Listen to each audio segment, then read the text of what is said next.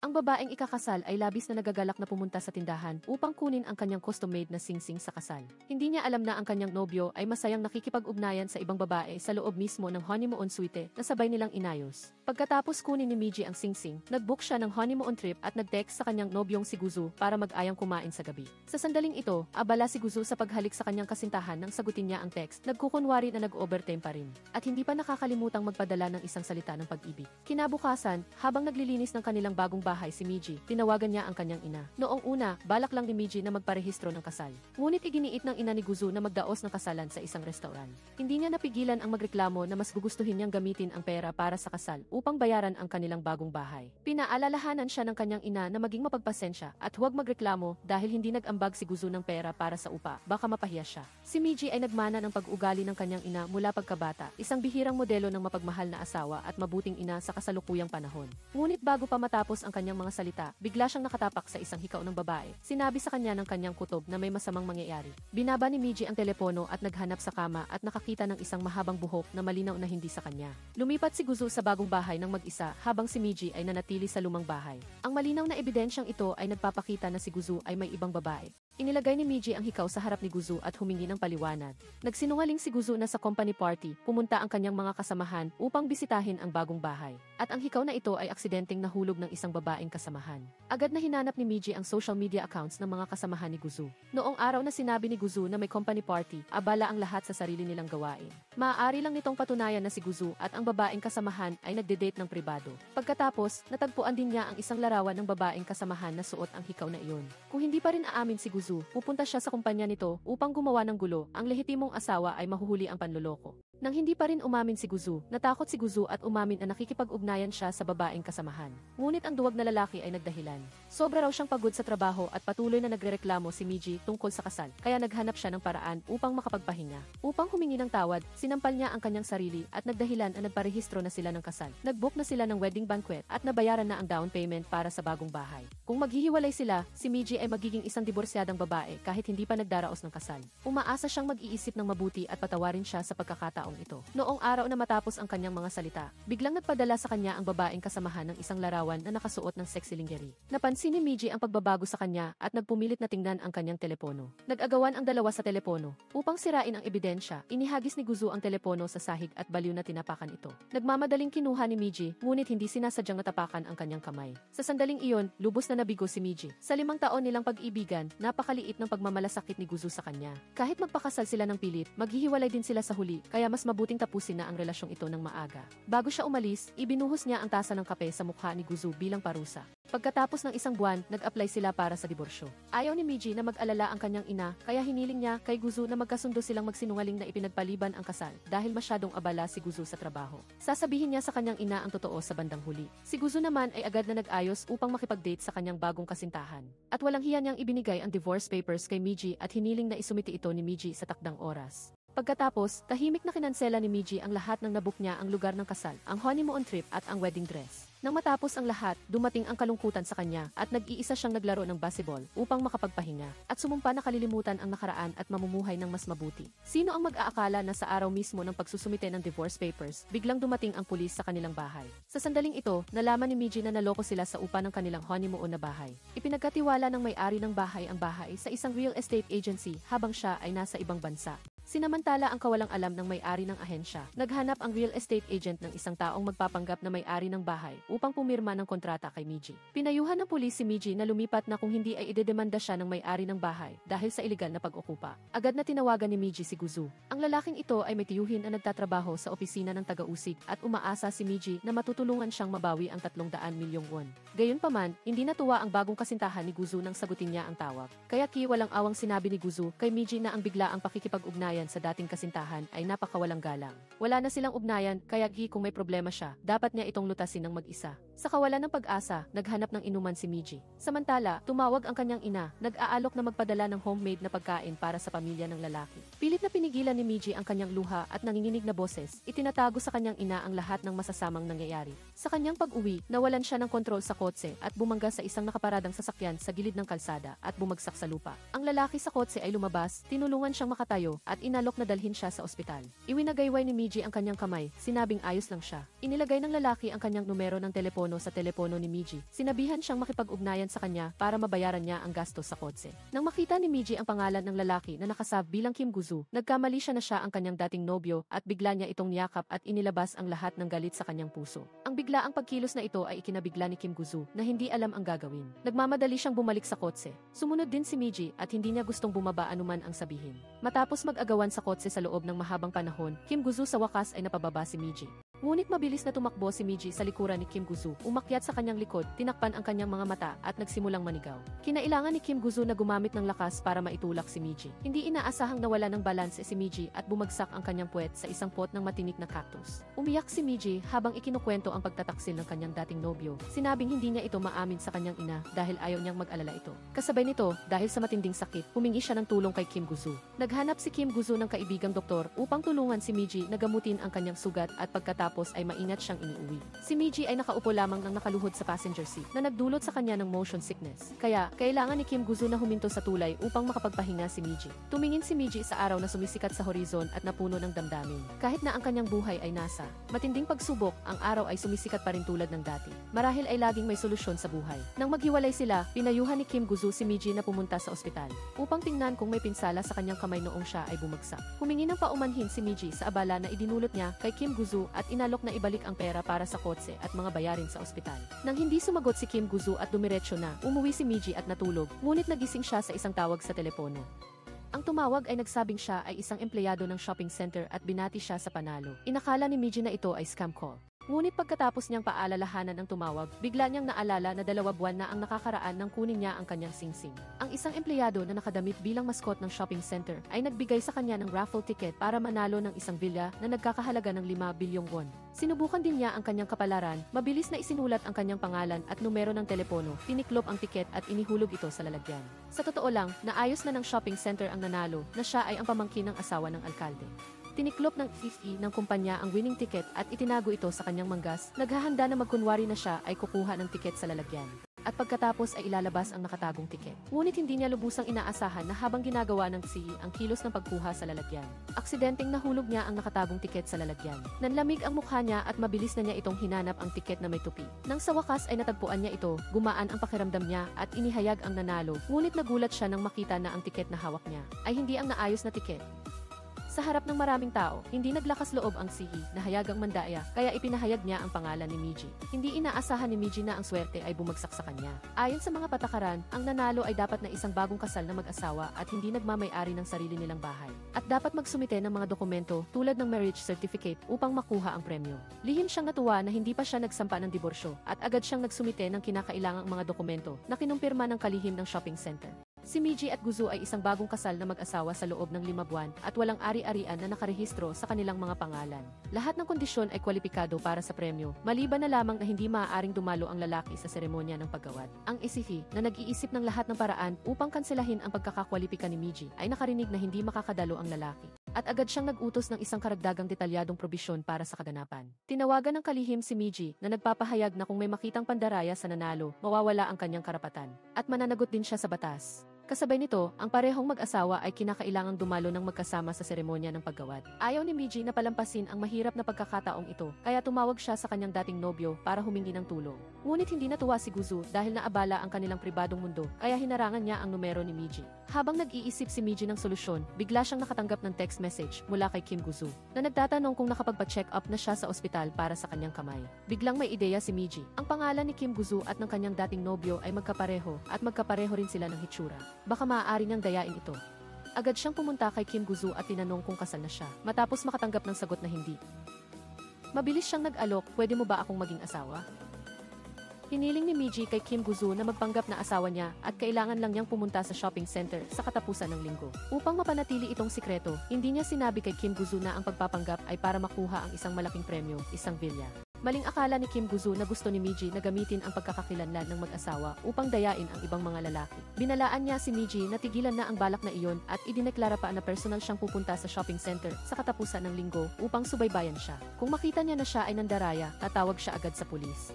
Matapos tanggihan si Miji, pumunta si Kim Guzu sa ospital upang bisitahin ang kanyang matalik na kaibigan, si Jing Eong, at nagpasalamat sa kanya sa pag-aalaga sa kanyang lola sa loob ng ilang taon na siya ay nasa ibang bansa. Gusto na ni Jing Yeong si Kim Guzu at habang nag-uusap, nagpahiwatig siya na sa loob ng maraming taon. Halos ginampanan na niya ang tungkulin ng isang manugang.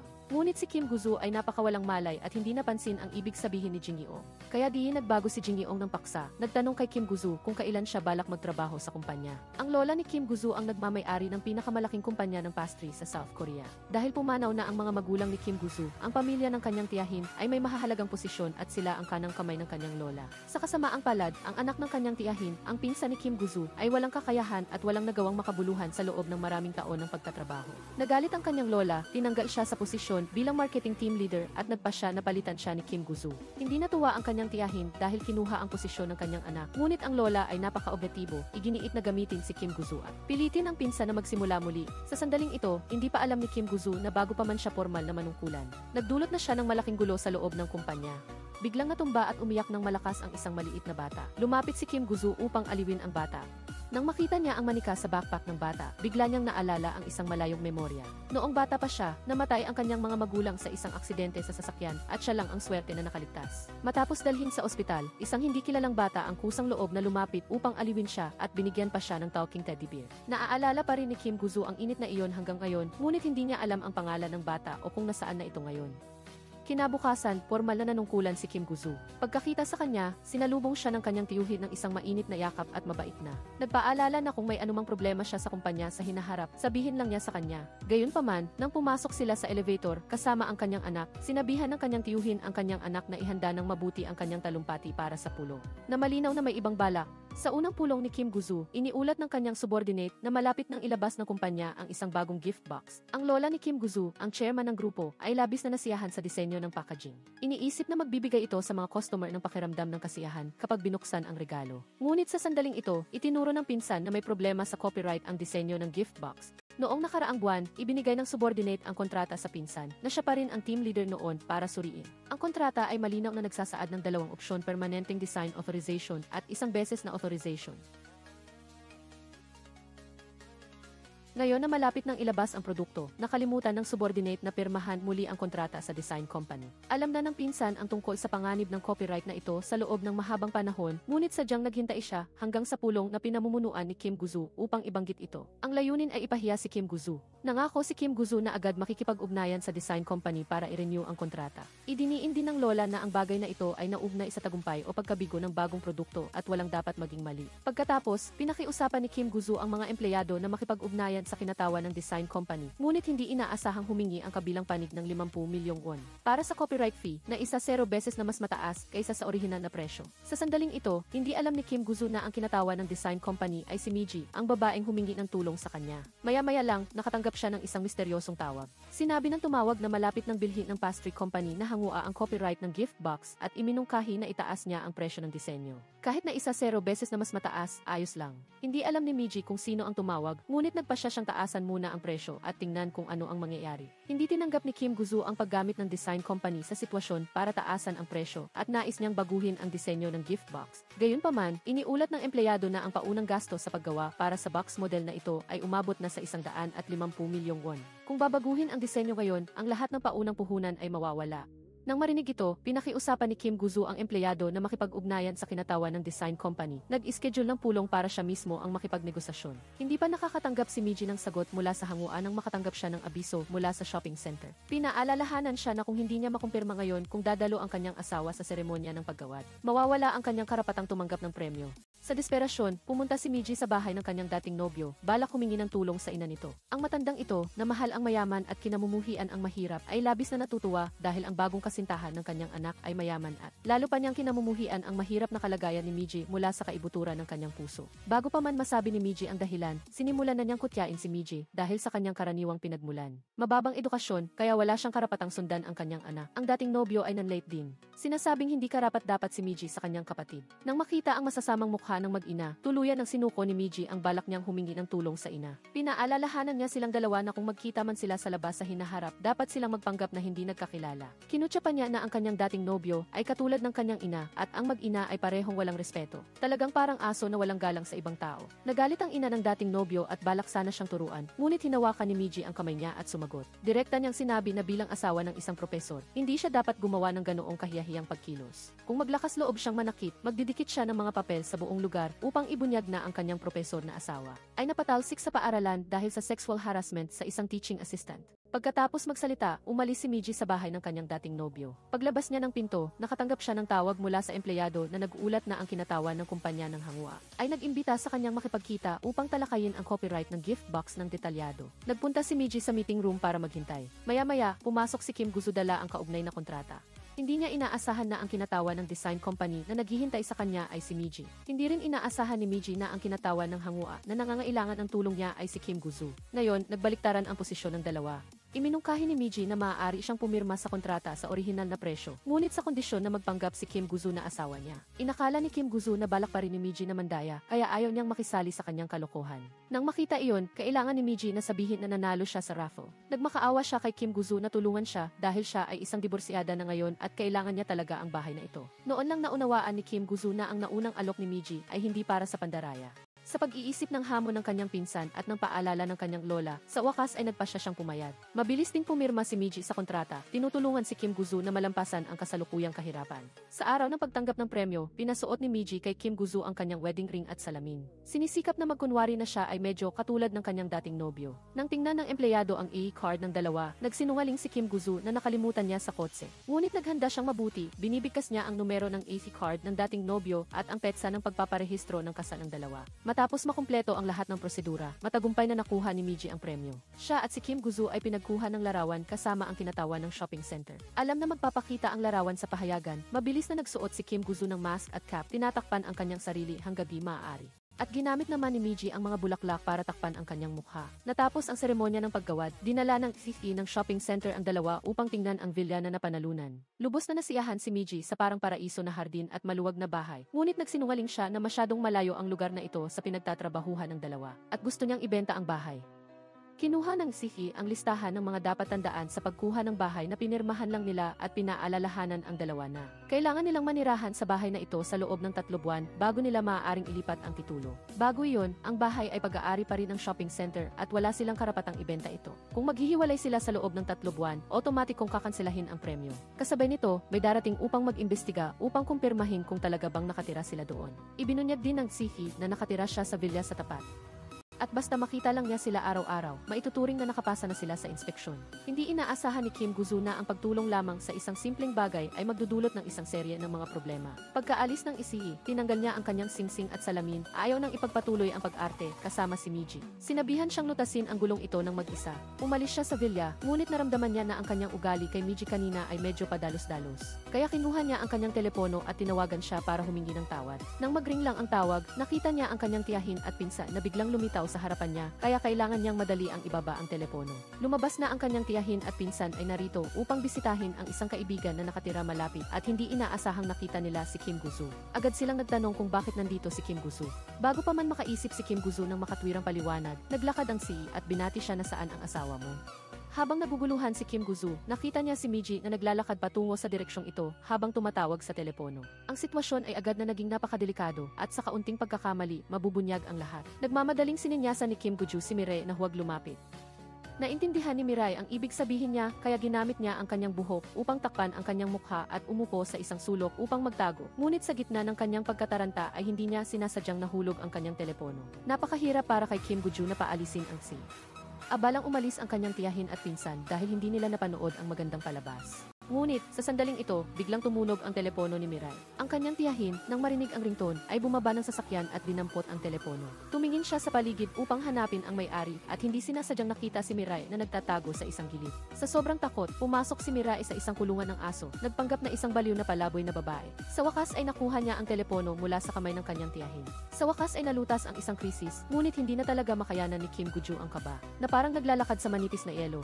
Tinawagan niya si Mirai at hiniling na umalis na ito sa mansyon dahil kung hindi, malalaman din ng Si na mag-isa lang siya. Kasabay nito, idineklara niyang tapos na ang kasunduan nila at binalaan si Mirai na huwag na siyang magdagdag pa ng gulo. Ang dating inuupahan na bahay ay naibalik na, ang bahay ng kasal ay kinuha ng may-ari ng bahay at hindi siya makapanatili sa mansyon, si Mirai ay wala nang mapuntahan. Wala siyang nagawa kundi hilahin ang kanyang maleta at gumala sa kalye. Nagplano siyang makituloy sa bahay ng kanyang kaibigan, ngunit nalaman niyang nasa militar na ang kanyang kaibigan at inupahan na ang bahay. Sa gitna ng kawalan ng pag-asa, nakita niya ang isang karatula ng motel ng sasakyan at ang pariralang walang security deposit ay agad na umakit sa kanya. Hinila ni Mirai ang kanyang bagahe sa motel. Bagaman medyo komplikado ang lugar at kaduda-duda ang kalinisan, kahit papaano ay may pansamantalang matutuluyan siya. Inisip niyang magiging mahirap matulog sa unang gabi, ngunit hindi niya inaasahan na makakatulog si Mirai ng mahimbing hanggang alas negatibo, 9 ng umaga. Pagkatapos mag-ayos, nagmadali siyang pumunta sa ospital upang makipagkita sa isang kliyente. Habang naghahanda siyang umalis, nagkataon na nakita niya muli si Jing Eong, ang nagbigkis ng kanyang sugat noong nakaraan. Nang pumunta siya upang suriin ang kalusugan ng lola ni Kim Guju, Jing Eong ay maingat na nagpahayag ng kanyang pagnanais na maging apo sa batas ng lola. Labis na natuwa ang lola at hinikayat siyang maging agresibo upang makuha ang puso ni Kim Guju. Narinig ni Jing Eong kay Kim Guju na napakasama ng una nilang pagkikita ni Mirai at sa pangalawang pagkikita ay diretsahan pa nga siyang inalok ni Mirai na maging asawa niya. Sinamantala niya ang pagkakataon na magtanong tungkol sa relasyon ni Mirai at Kim Guju. Nang biglang tanungin, labis na nalito si Mirai at nagmadaling ipaliwanag na biro lamang iyon. Pag-alis sa ospital, pinagsisihan ni Mirai na hindi siya pumirma ng non-disclosure agreement kay Kim Guju kanina. Hindi niya inaasahan na ganyan siya kadaldal at nangangahas siyang ikwento ang lahat ng nakakahiya niyang mga bagay sa ibang tao. Pumunta siya sa kumpanya ng Hangok upang ipakita ang kanyang disenyo sa marketing team ni Kim Guju. Lubos na gumaan ang pakiramdam ni Mirai dahil unanimously na inaprubahan ng lahat ang plano. Nagpasya ang grupo na magdiwang at masigasig na inanyayahan ng isang dating empleyado sa grupo si Mirai na sumama. Sa hapunan, nag-usap ang mga kabataan tungkol sa pagbili ng bahay. Ang mga empleyadong hindi kayang bumili ng bahay ay nainggit sa maswerteng tao na nanalo ng villa sa shopping center. Habang nag-uusap, may kumuha ng telepono at nagplano na tingnan kung sino ang nanalo. Taranta namang sininyasan ni Mirai si Kim Guju na pigilan ang taong iyon. Agad na ginamit ni Kim Guju ang menu para takpan ang telepono ng kabilang tao. Nag-alok na mag-order pa ng pagkain para ilihis ang atensyon. Kasabay nito, itinago niya ang telepono. Pagkatapos mag-order, kinuha naman ng isa pang kasamahan ang telepono upang tingnan ang petsa ng pagtatapos ng kaganapan. Nagmadaling itinaas ni Mirai ang kanyang baso at patuloy na nakipag-toast sa taong iyon. Ngunit may mga oras na nagkakaroon ng kapabayaan sa patuloy na pagtatanggol. Natagpuan ng kasamahan na nakaupo sa tabi ni Kim Guju ang larawan ng nanalo at sinabing pamilyar ang mukha. Nang akma siyang ipakita sa lahat, mabilis na kumuha si Kim Guju ng inihaw na karne at isinubo sa bibig niya para ilipat ang usapan. Nang matapos na ang hapunan, lasing na siya kaya tumakbo siya sa palikuran upang maghilamos. Hindi niya inaasahan na susundan siya ng dating empleyado na nag-imbita sa kanya at diretsahan siyang inutusan na bayaran ang bayarin. Dito lang naintindihan ni Kim Guju na ang dahilan kung bakit inanyayahan ng kabilang panig si Mirai na sumama ay upang gawin siyang tagapagbayad ng party. Upang hindi maapektuhan ang pagsasama sa hinaharap, wala siyang nagawa kundi lunukin ang mapait na katotohanan at mag-swipe ng card para magbayad. Ngunit hindi sapat ang balance ng card at maraming beses siyang nag-swipe ng card na may parehong resulta. Sa sandaling nahihiya siya at hindi alam ang gagawin, inabot ni Kim Guju ang kanyang card upang iligtas siya. Gayunpaman, ang empleyado na gusto lang magpakinabang ay nagpanggap na inosente at nagsinungaling na si Mirai ang kusang nag-alok naman libre sa lahat. Agad na tumutol si Kim Guju, nilinaw na walang dahilan para hayaang mag-isa ang isang kasosyo na magbayad para sa buong grupo. Pagkatapos kumain, nagmungkahi ang lahat na magkaraoke para sa part 2. Nag-alala si Kim Guju na baka kung ano-ano ang masabi ni Mirai dahil lasing. Kaya hinila niya ito at nagpumilit na ihatid siya sa bahay. Nang makarating sa motel, ibinuhos ni Mirai ang lahat ng laman ng kanyang maleta upang hanapin ang room card. Noon niya lang naalala na nagmamadali siyang umalis kaninang umaga kaya nakalimutan niyang dalhin ang room card. Sa galit at kawalan ng magawa, si Kim Guju ay walang nagawa kundi tumakbo mula sa 5th floor pababa sa 1st floor upang hanapin ang may-ari para buksan ang pinto. Inalalayan niya si Mirai na humiga sa kama at hindi sinasadyang nakita sa salamin ang malaswang tingin ng may-ari kay Mirai. Pinigilan niya ang pagkabalisa sa kanyang puso at mabilis na umalis sa motel. Paglabas sa kotse, sa kanya lang napansin na naiwan niya ang susi sa kwarto ni Mirai. Tinawagan ni Kim Guju si Mirai. Pagkakakonekta pa lang ng tawag, narinig niya na ang matinis na sigaw nito. Naalala ang mukha ng may-ari kanina, kumbinsido siyang baka minolestya si Mirai. Agad siyang tumakbo pabalik sa silid at nakita ang may-ari sa loob ng silid ni Mirai. Walang sabi-sabi, sumuntok siya na ikinabugan ng dugo ng lalaki. Hindi maintindihan ni Mirai ang nangyayari at tinanong kung bakit niya sinuntok ang tao nang walang dahilan. Inakusahan ni Kim Guju ang may-ari na hinawakan ang binti niya. Ipinaliwanag ni Mirai na aksidenteng natapon niya ang instant ramen at napaso ang binti niya at ang may-ari ay nagmagandang loob lamang na magdala ng first aid kit para tumulong. Napagtanto na nagkamali siya, nagmamadaling humingi ng tawad si Kim Guju. Ngunit ang may-ari na walang kasalanan ay nagpumilit na paalisin si Mirai dahil ayaw na niyang makita ang dalawang baliw na taong ito. Pagkatapos mapalayas, nilunasan muna ni Kim Guju ang paso ni Mirai. Alam niyang wala na itong mapuntahan. Wala siyang nagawa kundi dalhin siya sa naipanalunang villa at pinagsabihan siyang manatiling lihim doon at huwag na huwag magpapakita sa si. Dahil may matutuluyan, mahimbing na nakatulog si Mirai sa villa. Kinaumagahan, gumising siya at lumabas para lumanghap ng sariwang hangin. Habang pinupuri niya ang kahangahangang kapaligiran doon, sa sumunod na sandali ay nakita niya ang si na lumabas mula sa katabing bahay. Agad siyang yumuko para magtago hanggang sa makatiyak siyang hindi siya nakita bago siya bumuntong hininga. Ngunit hindi nagtagal, nakatanggap siya ng tawag mula sa si. Ipinagbigay alam niya na dadalaw ang kinatawan ng kumpanya bilang bahagi ng pamamaraan at sinabihan siyang maging handa. Hindi inaasahan ni Mirai na mayroon pang mga pamamaraan pagkatapos noon. Sa gabi, hindi siya nangahas na buksan ang ilaw habang natutulog at gumamit lamang ng liwanag ng telepono para sa mabilis na paglilinis. Ngunit may lamok na patuloy na umaaligid kaya hindi siya makatulog. Nang umupo siya para hampasin ang lamok, hindi sinasadya niyang naaktibo ang voice-activated light system. Nagmadali siyang bumaba ng kama at natataranta sa paghahanap ng paraan para patayin ito. Ngunit dahil hindi niya alam kung paano gamitin, ang mga ilaw sa silid ay patuloy na kumikislap. Nakita ng Sifi na kumikislap ang ilaw sa katabing villa. Kaya lumipat siya para kumatok sa pinto ni Mirai. Sinabing gusto niyang ibigay sa kanya ang registration ng sasakyan. Sinamantala ni Mirai ang pagkakataon upang itanong kung paano gamitin ang voice-activated light. Pumasok ang Sifi sa silid, kinuha ang remote control at matyagang itinuro sa kanya kung paano gamitin at patayin ito. Nakita ang isang pares lang ng sapatos ni Mirai sa harap ng pinto at walang anumang gamit ng lalaki sa buong silid. Nagsimulang maghinala ang si. Nagtanong siya kung nandoon ang asawa ni Mirai at naghinala pa na hiwalay na sila. Nagsinungaling si Mirai na nasa second floor ang gamit ng kanyang asawa at hindi pa naisasayos. Umalis ang Sihi na may pag-aalinlangan. Bago siya umalis, pinaalalahanan din niya na dadalaw ang kinatawan ng kumpanya sa susunod na linggo. Para hindi mabunyag ang sikreto, tumawag si Mirai kay Kim Guju para humingi ng tulong. Hiniling niya kay Kim Guju na magdala ng ilang damit na hindi na sinusuot at personal na gamit na hindi na ginagamit para ihanda sa bahay. Nag-alala si Kim Guju na pagkatapos malutas ang problema ngayon, magkakaroon muli ng bagong problema sa susunod. Upang malutas ito ng tuluyan, hinila niya si Mirai sa isang instant photo studio para kumuha ng wedding photos. Sa pamamagitan ng pagbitay ng mga larawan sa villa at pagdaragdag ng ilang personal na gamit, tiyak na walang magdududa sa kanilang relasyon. Lumabas si Mirai na nakasuot ng wedding dress at nahihiya sa harap ni Kim Guju. Agad na natigilan si Kim Guju. Mula nang nagkakilala sila, ito ang unang pagkakataon na napansin niyang napakaganda ni Mirai.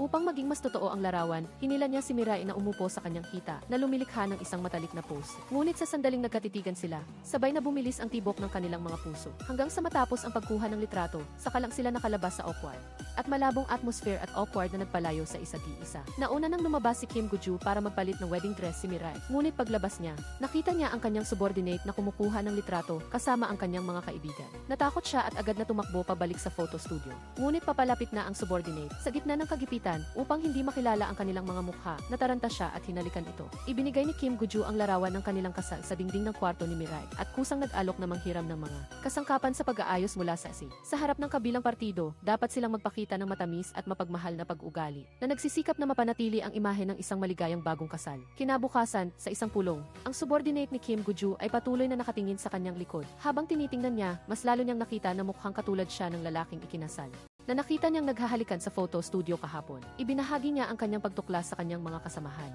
Agad na nagtanong ang isang chismoso kung nakita ba niyang malinaw ang mukha ng ikakasal na babae. Naalala ng subordinate na ito ang mga detalye noong panahong iyon. At lalo niyang naramdaman na ang ikakasal na babae ay parang si Mirai. Ang puso ni Mirai ay parang gustong tumalon palabas ng dibdib niya. Nang makita niyang kukunin na ng subordinate ang telepono upang tumawag sa studio para sa listahan ng mga appointment, nagmamadali siyang tumayo para pigilan ito. Sa sandaling ito, pumasok si Kim Guju sa conference room at inihayag na magsisimula na ang pagpupulong. Ang kilos ng subordinate ay naantala. Pagkatapos ng pulong, hinila ni Mirai si Kim Guju sa sulok ng hagdanan, nag-aalala na magpapatuloy ang subordinate sa pag-iimbestiga. Pinakalma siya ni Kim Guju. Ipinaliwanag na nang mag-book siya ng photoshoot. Hindi niya ginamit ang kanyang totoong pangalan, kaya kahit magtanong pa sila, hindi nila ito matutukoy. Hindi maiwasang purihin ni Mirai si Kim Guju dahil sa pagiging maselan at maalalahanin. Sinamantala ni Kim Guju ang pagkakataong ito para bigyan siya ng ilan sa kanyang personal na gamit. Sinabi ni Kim Guju kay Mirai na gusto ng kanyang lola ang kanyang disenyo at nais niyang Siya ang maging presenter sa harap ng lola sa susunod na pagpupulong. Sa sandaling ito, ang lola ni Kim Guju ay nagpapahinga sa bahay ng makabalita na ang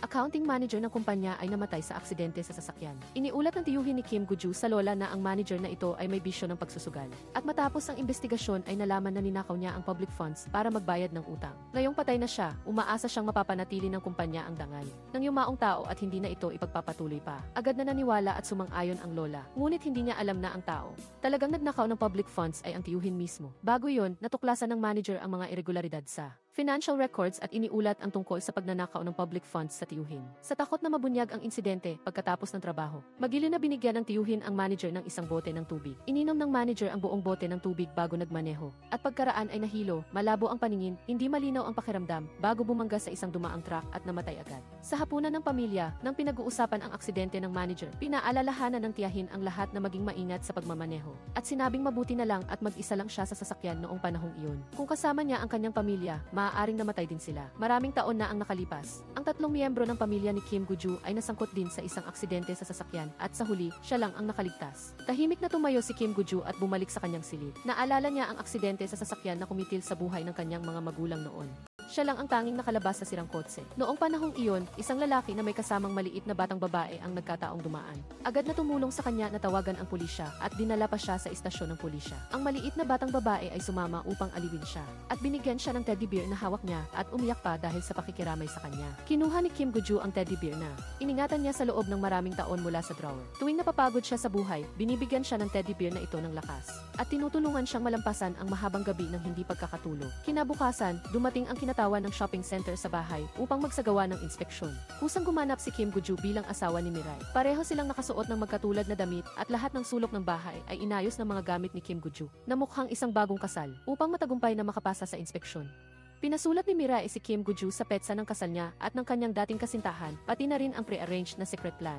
Tiningnan ni Kim Guju ang plano at hindi maiwasang punahin si Mirai dahil sa pagkakaroon ng napakasamang paningin sa mga lalaki. Sa pagkakagusto sa isang masamang tao na pinaglilingkuran niya at nambababae pa. Naalala ni Mirai ang unang pagkikita niya sa kanyang dating kasintahan sa isang lakad. Aksidenteng nahulog siya sa tubig at ang kanyang dating kasintahan mismo ang nagligtas sa kanya. Hindi siya nagsisisi sa mga isinakripisyo niya sa pag-ibig na ito. Nagsisisi lang na ang kanyang katapatan ay hindi napalitan ng at konsensya ng kabilang partido.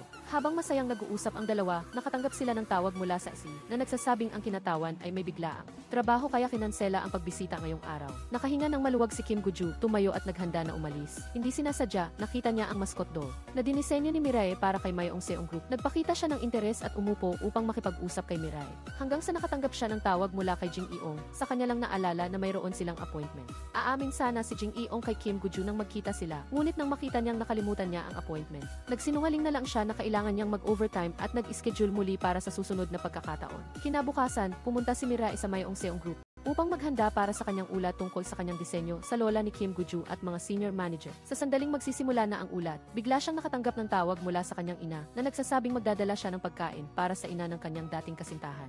Nag-alala si Mirai na mabunyag ang paghihiwalay nila ng kanyang dating kasintahan. Pagkatapos maunawaan ang sitwasyon, sinabihan ni Kim Guju si Mirai na manatili para sa ulat, habang siya naman ay agad na pupunta upang pigilan ang ina nito. Lumabas na bago pumunta sa lungsod, tinawagan ng ina ni Mirai ang anak ngunit hindi siya nasagot. Kaya tinawagan niya ang dating kasintahan ni Mirai. Galit itong nag-hang up dahil nagbabakasyon siya. Sa sandaling iyon, hindi sinasadya niyang nakita ang telepono ng kanyang bagong kasintahan na nakatanggap ng isang mensahe na may room number lang. Hindi niya ito pinansin. Pagkatapos mag-date, pagbalik sa kwarto, sinabi ng kasintahan na kailangan niyang makipagkita sa isang kaibigan malapit doon at pinauwi na siya. Naalala ng dating kasintahan ang mensahe na may room number na nakita niya at nagsimula siyang maghinala. Nagkunwari siyang sumusunod at bumalik sa kwarto, ngunit palihim siyang sumunod sa kasintahan. Ikinagulat niya na talagang pumunta ang kasintahan sa kwarto na nasa mensahe at dali-dali pa.